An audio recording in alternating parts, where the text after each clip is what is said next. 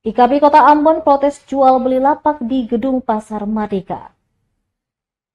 Sejumlah pedagang yang tergabung dalam Ikatan Pedagang Pasar Indonesia atau IKP Kota Ambon melakukan aksi pelepasan lakban di Gedung Pasar Merdeka Kota Ambon pada Rabu 25 September 2024. Aksi ini sebagai bentuk protes terhadap dugaan penjualan aset daerah secara ilegal di kawasan pasar.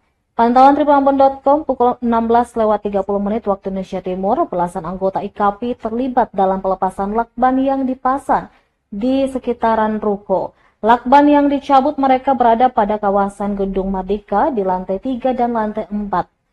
Sambil melepas lakban pembatas tersebut, Sekretaris DPD IKP Kota Ambon Muhammad Marasabesi memberikan himbauan dan penjelasan atas tindakan pelepasan lakban pembatas itu.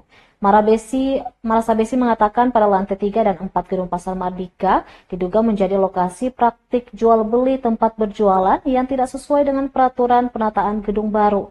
Ia mendesak pihak terkait untuk segera melakukan pemeriksaan terhadap pengelola gedung baru Pasar Merdeka. Ia menambahkan siap bertanggung jawab atas tindakan mereka jika nantinya diproses secara hukum.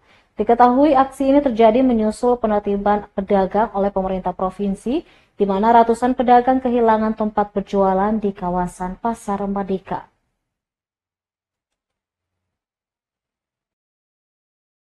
Katong ini diakui oleh undang-undang dan negara. Katong ini bagian daripada masyarakat yang bisa melakukan pengawasan terhadap kinerja pemerintah.